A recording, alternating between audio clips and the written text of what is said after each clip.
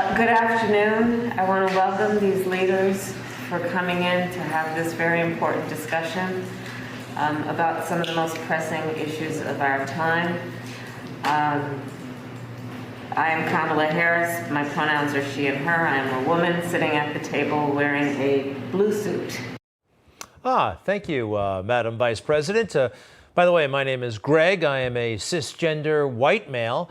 I am wearing a blue shirt and a dark jacket, and my pronouns are, shut up, Kamala. You are ruining the country.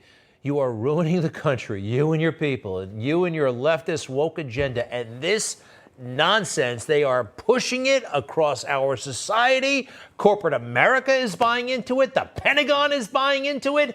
Anytime anyone ever says, these are my pronouns, this is what I look like. By the way, why do they describe what they're wearing? I don't know. The visually impaired. That is a message for me, you, to either walk out of the room and not listen to a word they're saying, because these are not serious people and they are not to be listened to.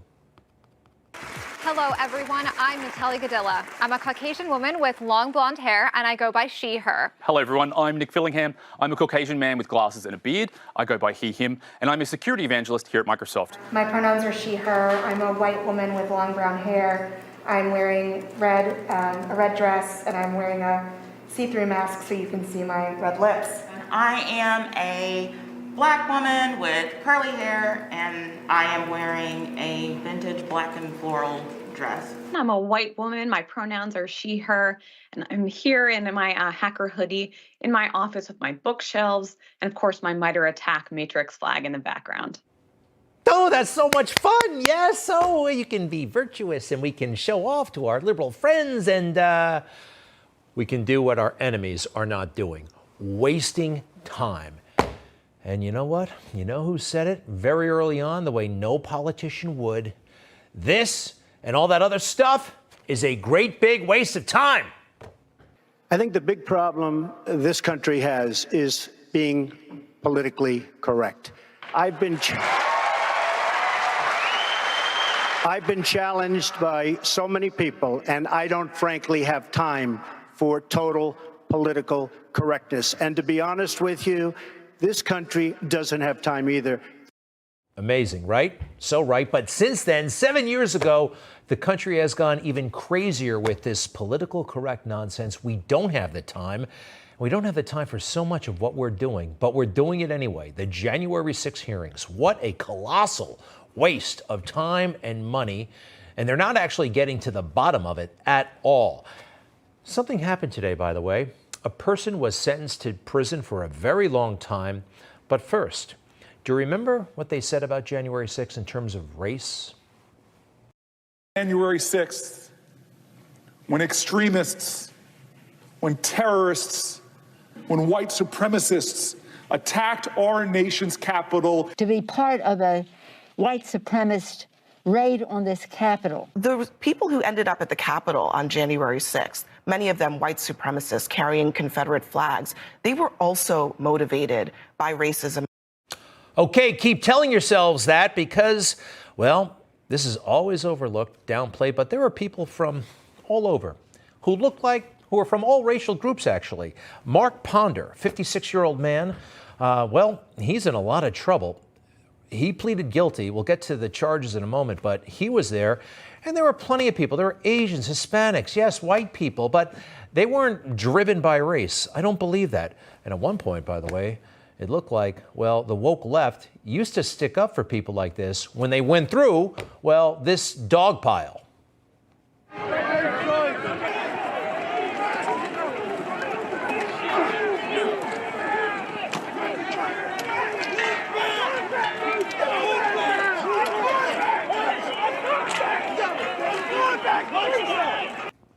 Wow, there might be 20 cops on top of Mark Ponder at this point.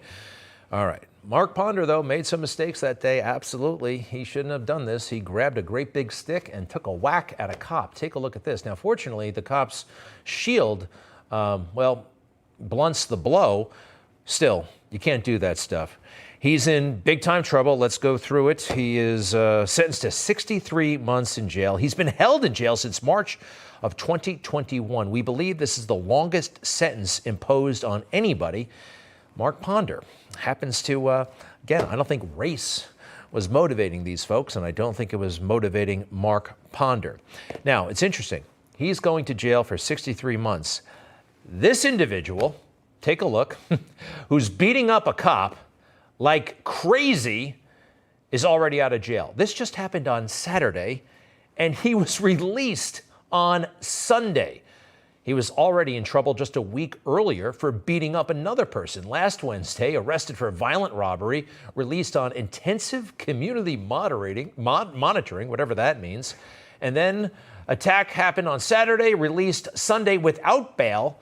He's subject to a 6 p.m. curfew. That's his status right now. Isn't that amazing? This kid's walking around. Ashley Babbitt, meanwhile, she didn't grab a cop. She wasn't wrestling somebody to the ground, huh? What is happening with justice in America? So everything is backwards. Everything is screwed up. I mean, everything. Cops are crying. We see cops crying. We see presidential assassins, would-be presidential assassins, flourishing on Twitter. Yeah, John Hinckley has a Twitter account now. Trump is off of Twitter. We have people who are paid not to work. America is losing wars, okay? Anybody remember? Almost a year ago, we lost in Afghanistan. We have men pretending to be women. We have no control of our border. The border has absolutely been obliterated. Kids sexualized, and somehow this is seen as righteous and healthy by the left. It's clearly illegal. And now we're targeting people just for how they look, especially white women.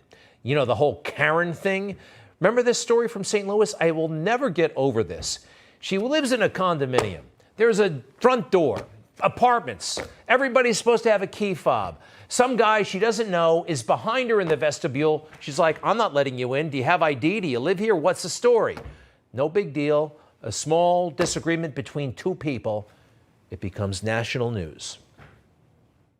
A confrontation caught on video, a white woman blocking a black tenant from entering their apartment building, demanding proof that he lives there. Thank you, David Muir. This is the most watched news program in the world, and they're talking about a disagreement, a simple what? What? Why would they do that? Why would they do that to this woman? I think we know the answer. They're trying to subdue, shape political views, voting patterns among women, especially white women. Now, who's controlling all of this? It's actually not Joe Biden. I'm pretty convinced. He's a bad guy, bad president, but this is beyond his intellectual ability, this kind of plot to subvert America. And he's going along with it because he's vulnerable. I mean, Hunter and the laptop, they could throw the switch on him and throw that guy in jail for decades probably. And Joe Biden himself, he's vulnerable. I mean, look at this. How easy would it be for them to orchestrate more women to come forward and say that Joe made me feel uncomfortable, Joe objectified me? They got rid of Andrew Cuomo in about 2 days with some of that. Oh, don't forget, he also has, well, other family members who have been profiting in strange ways. I'm Frank Biden. I'm the non-attorney senior advisor to clients statewide who need diversified business solutions through the Berman Law Group. I'm available for consultation with attorney Teddy Berman in any of our offices statewide. Joe Biden's brother, Frank, who never went to law school, is the front man for a major law firm, and he's in all the commercials, and he's not a lawyer. Talk about fishy. So actually, I don't think Joe Biden is pulling the strings for this societal breakdown, but these people just may be. George Soros, Barack Obama, a woman named Laurene Powell Jobs, hugely wealthy and funding all kinds of crazy woke initiatives. Yeah, these people, I think Joe is actually working for them. A year ago, I would have said this is crazy, can't be true. No, this is this is happening. Oh, heads up, Joe Biden, you may be out pretty soon. I mean, your usefulness, you're no longer useful to Barack and to George. 75% of Democrats don't want Biden as a nominee. Yes, his time, his days are numbered. I stand by my prediction he's going to have to resign sometime in 2023. I still think Trump is the one who can turn this all around. I know some people are out there excited about other, politicians, whatever. This is the guy who changed everything, and he can do it again. Hey guys, it's Rob Carson. I want to tell you about the Patriot Gold Group. But first, let me tell you that the S&P has already lost $8.2 trillion in 2022. Did you know that? Peak inflation is not even hit despite the Fed rate hikes on groceries, on gas. You know it as well as I do. Morgan Stanley and Goldman Sachs are warning of another 20% drop. Inflation is winning in a knockout right now. The Fed is going to raise rates again at the end of July. Meanwhile, Goldman, Wells Fargo, and Bloomberg are all forecasting gold to surpass all-time highs. If you want to invest in gold, call 888-936-2373 now. Call the Patriot Gold Group today and ask about their no-fee-for-life IRA. Sounds like a good deal, don't it? Here's the number, 888-936-2373. 888-936-2373 for the Patriot Gold Group.